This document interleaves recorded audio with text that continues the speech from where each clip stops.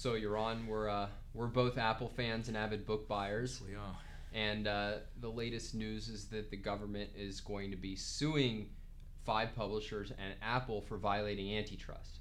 And I mean, for the people who haven't heard exactly what's going on, it's that Apple went to these publishers and said, all right, we want to sell your ebooks, but let's change the pricing model. You guys charge whatever you want. You give us 30%. But the key is you can't sell it lower anywhere else. No other distributor of your ebooks can undercut us on price. And so the government has said this is collusion, this violates antitrust, and they're going after them right now. And people are really, I think, talking about this issue, but also confused about the issue. So I thought, we should have a little bit of discussion. I want to play a bit of a devil's advocate here and really take the position of maybe what the government's doing is right. Because as everybody knows, I mean, we're opponents of antitrust laws, but most people think these are important laws. Now, a lot of people, just their experience with ebooks is simply they're paying $10, $15 for something that they know doesn't cost the company anything in particular to send them. And so isn't there something just inherently unfair about these high prices of ebooks? Well, I mean, you can understand why people think that, right? Because here's a digital file that costs nothing, right? It's not even that they've got a cost of printing. I mean, it basically sits on an Amazon server and you download it.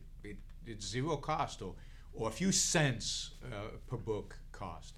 So, so people say, why they get away with charging $15? Well, what are the costs involved? Let's look at it from the economic perspective. Well, the author had to write the book, and the author expects to be compensated for the book. And if the author can't get compensated for the book, they're not going to write another book, and they're not going to write future books. There's marketing expenses. There's the publishing infrastructure that gets the book to Amazon and all this stuff. So there is a whole cost that you don't see. All you see is the final product, but there's a mind behind that product. Somebody wrote it. Somebody thought about it. Somebody figured out how to put it into the form of a book. Then somebody proofread it. Somebody got it onto Amazon, and then Amazon marketed it, and the publisher marketed it. So there's a lot of work and cost and real thought that went into this product that now, yes, the marginal cost is almost zero to download it. Now, there's another cost. That's Amazon. Amazon didn't exist not that long ago, right? I mean, there's a whole infrastructure that is Amazon that costs a fortune. And there's a huge fixed cost for the servers and for everything else. So it's ludicrous to think only of the marginal cost, only of the small cost. Then there's, of course, a rights issue. It's not my book. It's the author's book. It's the publisher's book. And there's a contract between the publisher and Amazon and the author and all these contracts. Each one of those entities has property rights, and they have a right to decide on whatever kind of distribution and whatever kind of price they want. It's none of your business. You think it's too expensive. I think a lot of books are too expensive. I would not pay $15 for James Joyce. And I don't buy it. And if I'm going to buy a James Joyce for research or whatever, I'll go to a used bookstore and I'll buy an old copy and I'll do it, but I'm not going to pay $15. We make those decisions every day. Some things are worth $15, some things are not. The books I buy, the books I want to read are worth $15 to me, and I'm going to pay it. And but that's the nature of trade more fundamentally.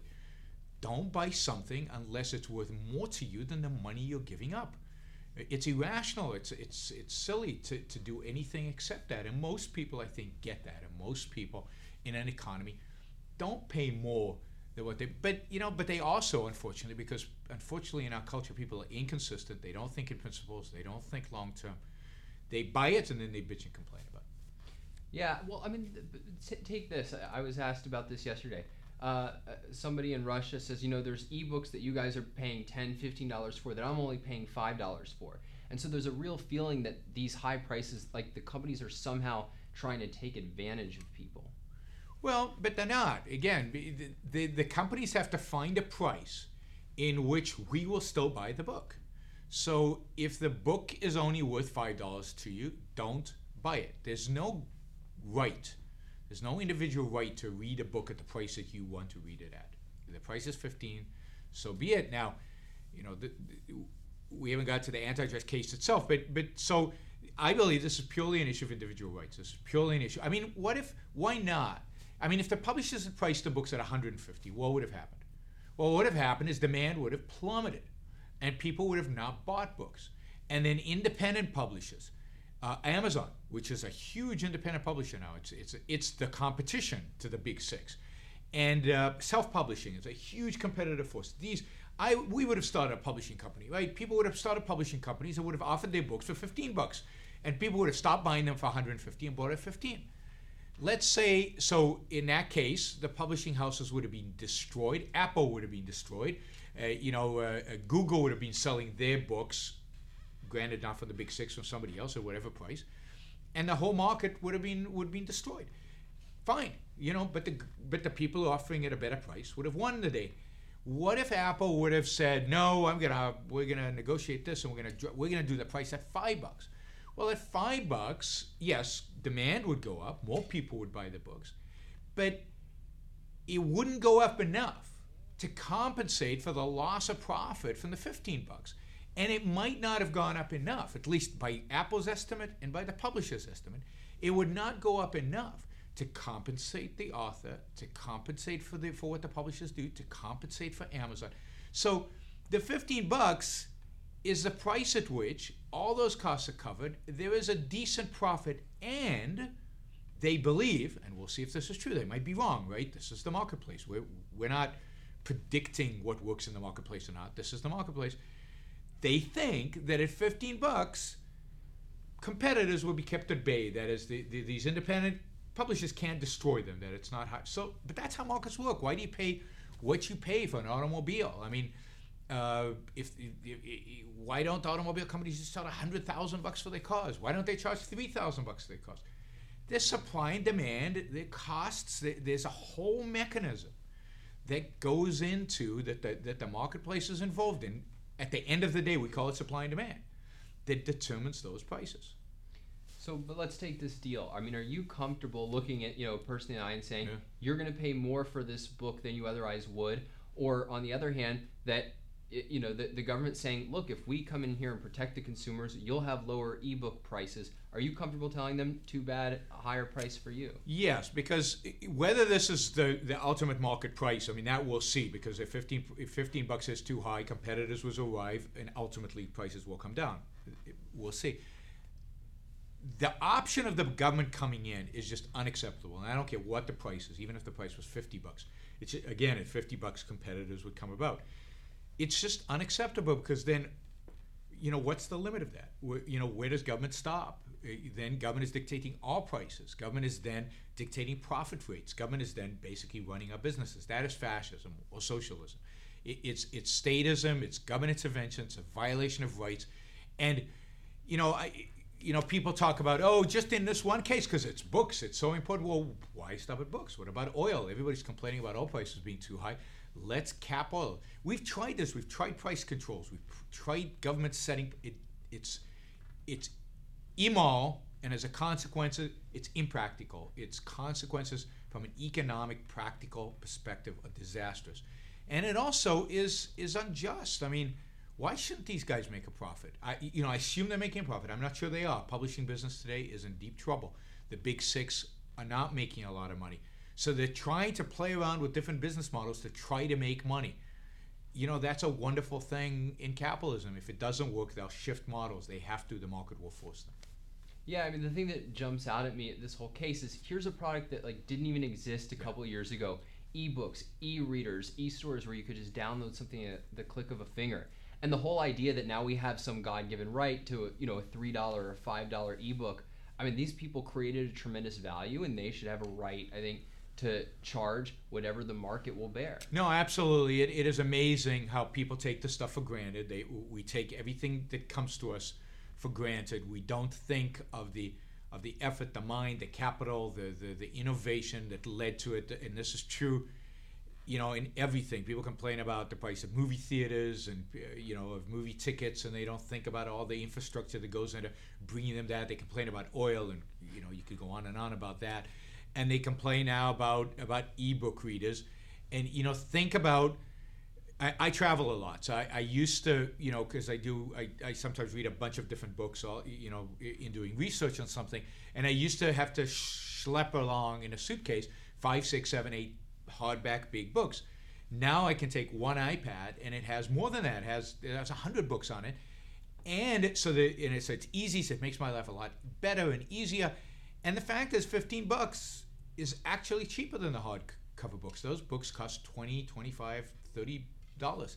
So what a deal. I mean, my life is so much better for having an iPad and having these iBooks, electronic books, and everybody's life is so much better. And of course, they still have the option.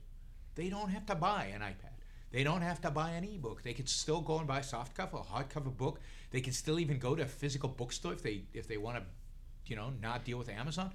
The beauty of the world we live in today, in those areas where the government keeps its hands off, is that we have options, we have choices, we have, innovation doesn't restrict competition. Innovation increases competition. Well, let's turn then to competition, because I think one of the things that makes people uncomfortable about this is the idea, isn't Apple and aren't the publishers restricting competition because they're imposing now restrictions on what Amazon can do, what other distributors of their books can do? So isn't this actually a limitation on competition, and isn't antitrust, isn't the government stepping in to protect competition? So it's a limitation on competition in a certain area. There's no question about it. For example, all 6 publishers have agreed, in a sense, not to compete with one another. What they've agreed is not to let the vendors compete on prices. So they're all going to sell at the same price. Yeah, I mean, in a sense, that limits the competition. We go to Barnes & Noble or to Amazon or to iBooks, we're getting the same price for the goods in all of them. But on the other hand, it's a boost to competition. If these prices are high, you're going to see incredible competition on the self-publishing and on the non-6. How do you become a big 6? Maybe one of these smaller publishers is going to be bigger than one of the big 6s because they're going to take advantage of this pricing mechanism. They're going to undercut their sales. They're going to sell books for $10, and as a consequence, the publishing industry is going, potentially could thrive. Now, true, if the price is low, if it turns out $15 is actually cheap, then yeah, they won't have an incentive to do that. They won't do that. But then, then it means that we're getting free, we're getting cheap books. We get a huge value. What's there to complain about that? And who knows, what the next evolution of business is. So, I think you wrote in the blog something about this is an anti-competitive. This is a form of competition, right? This is a way in which Apple chose to secure distribution for the iPad, so that it could afford to produce an iPad and get it circulated. This is a way in which the publishers are trying to secure profit for themselves so they can continue publishing books. This is in a competitive world out there for Android and for Amazon and for publishing, and publishing is again an incredibly competitive business. The big 6 are fading; they are dying. It's like the music business. They are desperately competing, right, to try to find a business model that works. This is just one business model. Good business model? I don't know. Bad business model? I don't know. I think we'll find out as this moves forward. If it saves the publishing business, it's a good business model. If it doesn't, then maybe it was a bad business model. If Apple can make money and as a consequence can afford to create other products, then it's a good business model. So we don't judge whether these things, and we're not competent to judge whether these things are good business models or not. But let's say we decide we're really smart and we're going to decide which business models are right and which business models. That's anti-competitive. The essence of anti-competitiveness is somebody else deciding this is good and this is bad, irrespective of the choices made by producers and consumers.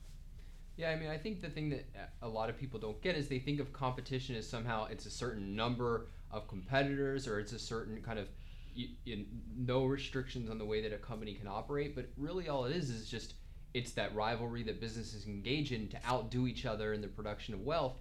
And the fact that people have a contract that restricts their actions, I mean, that is a form of competition. The example I always give is, McDonald's signs an exclusive deal with Coca-Cola to use only Coca-Cola products.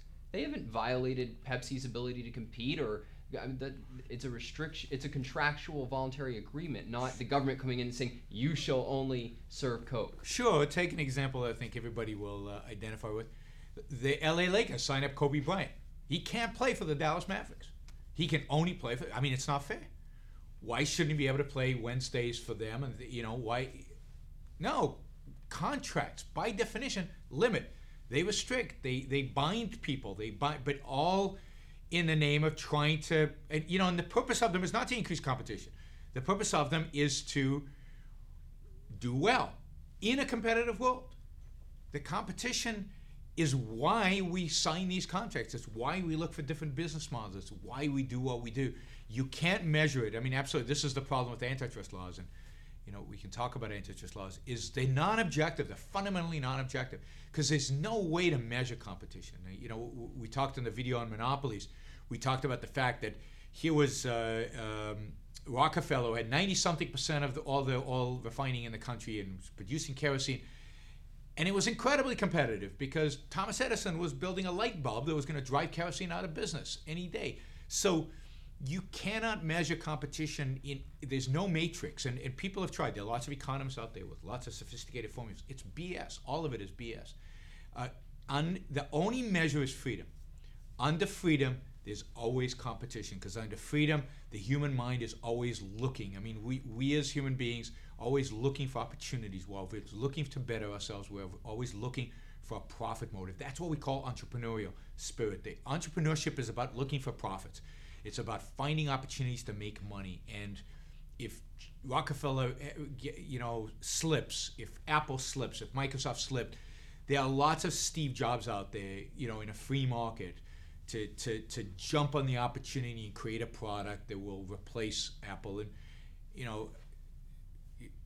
a lot of the viewers are probably too young to remember the days where Microsoft was the largest company in the universe, and they were when the antitrust lawyers came after them, and nobody in those days thought that anybody could be bigger than Microsoft. Never mind Apple, which was nobody. It was this tiny little company. Microsoft actually invested in Apple because they were worried that if Apple went bankrupt, because they were on the verge of bankruptcy in the late 90s, they wouldn't have any competitors, and the Justice Department would really go after them. And here's Apple now, I think, partially because of Steve Jobs' genius, and partially because the government handcuffed Microsoft for 10 years and allowed a competitor to overcome. But now Apple is much bigger than Microsoft. Now Justice Department, of course, and the popular press, if you will, are going after Apple because they're the most successful people. Well, I want you to expand on that, but I want to ask it in a kind of a roundabout way. A lot of the defense that's been put forward right now about this particular pricing strategy has centered around the idea that if we didn't do this, Amazon would have driven everybody else out of business, then they would have been a monopoly. Mm-hmm. And so it seems that there's a certain way in which antitrust laws make it impossible for businessmen to act. And so what is your broader view of antitrust in the way that it affects innovation, the way that it affects producers? So one of the really horrific things about antitrust laws that make it really worse than most regulations or most laws that restrict business is its non-objectivity. It's the fact that it can be applied almost to anything, anywhere, at any time. So, for example, it restricts size and number of competitors, but it doesn't quite say what size. 70% of the market, 60% of the market, 90% of the market. What's the threshold? When do you become a so-called monopoly? And they can't, and they know they can't, so they won't put a number on it. So it's up to the evaluation of some bureaucrat and a court system that has really very little guidance. Restricted competition. What does that even mean? But there are other aspects to it. So if a business like the publishers talk to one of their competitors and together they agree to work with Apple, that's collusion. It is. They colluded to work with Apple and agree to these terms. Well, didn't all the people that signed up for iTunes collude with Apple to agree to let Apple sell it for? I mean, everybody talks to everybody. So anytime you talk to a competitor, potentially it's collusion. Now, when is it collusion as a violation of antitrust laws? And when is it just a friendly chat or friendly agreement or just makes business sense? And then there's the whole, they use pricing. So if the prices are too low, if you're lowering the prices to try to gain market share, well, that's no good because you're driving your competitors out of business by driving prices too low. when foreigners do that, we call that dumping, or and that's evil, right? And that's bad, and we need to go after them. Predatory pricing. Yeah, predatory pricing. So predatory pricing is against the law, but that's lowering prices. So if Apple tomorrow said, you're right, you guys are right, iPads are too expensive, we're going to sell them for $199, or no, we're going to sell them for $99. And as a consequence, Android and Amazon's iPad-like machines go out of business. Then they undercut their prices. That's monopolistic behavior. But what if Amazon goes out of business and Android doesn't? I mean, by what standard? How do you? And of course, people still complain it's too high. But then, what does it mean to be too low? Let's remember that Microsoft got into trouble for antitrust, not because it had a dominant market share, but because it offered Internet Explorer for free. That was the initial reason the Justice Department went after Microsoft. And then they piled on all kinds of other things. But that was the Netscape that was selling a browser, the first browser, and they were selling it. Microsoft comes in and offers it for nothing. And Netscape goes to the government. And as a consequence, the government goes after Microsoft. So zero, if you offer stuff for free, that's no good. Okay, but what happens if you charge a high price? So Apple is charging more than Androids and more than Amazon. Well, they must have overwhelming market share. There must be a monopoly, because economics tells us the monopolies have the ability to charge high prices. So they are, so that's monopolistic market power. So you can't win, right? And what determines a low price and a high price? I mean, who determines that? Who determines what's too low and what's too high? The number of competitors that go out of business? Prices should be determined in a marketplace by supply and demand by the marketplace. So the government wants to step in and say the marketplace is determining Apple's products is too expensive because Apple has monopolistic. I mean, it's just garbage. And I hate to say that, because this is what every student has learned in Economics 101, the monopolistic pricing model. That's not how the world works. The world doesn't have a blackboard with a y-axis and an x-axis and little functions on it. Companies sell products knowing, good companies, bad companies do stupid things, but good companies sell products at a price where they can compete with other people. And if there's no competition, they know. Netscape should have known that they were going to get competition. Somebody is out there who has capital, who has ability, will undercut you. When Microsoft was there, people were saying, nobody can compete with them. Well, look at was the free operating system, Unix, and look at Apple's operating system. Look at now at mobile operating system. Look, Google now has an operating system.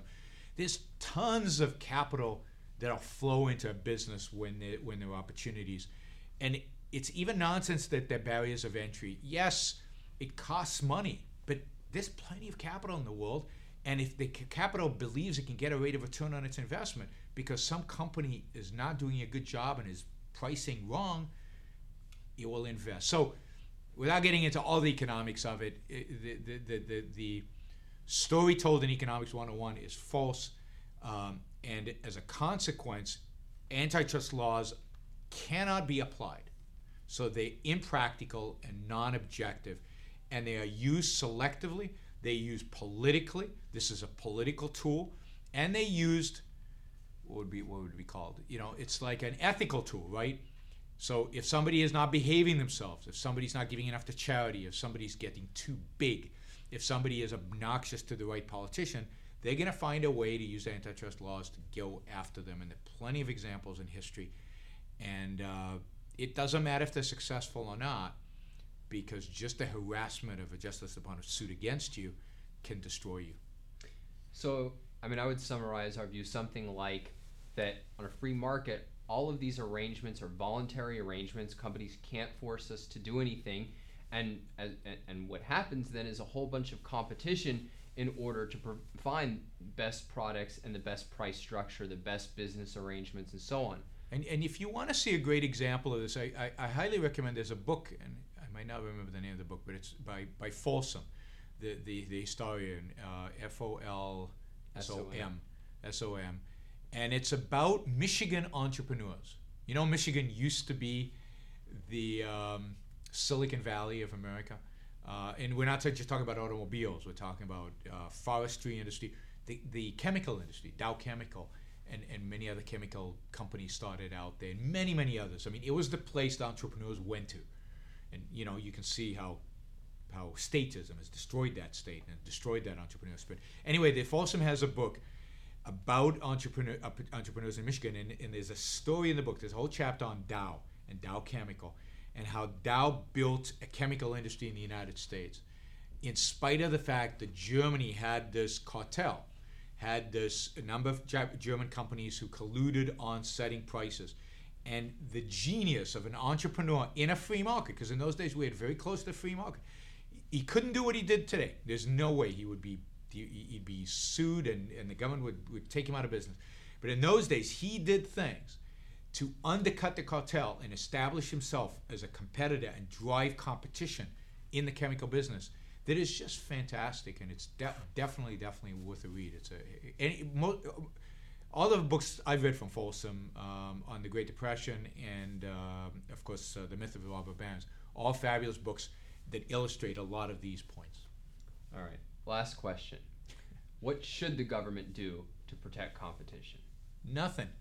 It should get out of the way. I think the thing it needs to do, which is its purpose, is protect individual rights. And in this context, what it needs to do is protect contract rights. It needs to respect contracts, so the exact opposite of what antitrust does, and it needs to protect them. It needs to, and in this sense, what's important here is we need to modernize our conception of copyrights. We need to modernize our conception of intellectual property rights, because the internet is changing all that. This Congress, the SOPA law that they proposed, I think was probably a disaster, but that's what you'd expect from this Congress. But they still need something to modernize our conception of intellectual property rights in a world of the internet. That's their job. That's what they should be focused on. And then leave companies to negotiate. And then if people commit fraud, if people violate contracts, that's where the legal system comes in. And that's really the role of government. But leave us alone, create the context, which is individual rights, and in this case, property rights specifically, and leave us alone. That's the best thing for all of us, producers, future producers, all benefit from it. All right. Thanks a lot. Thanks, Don.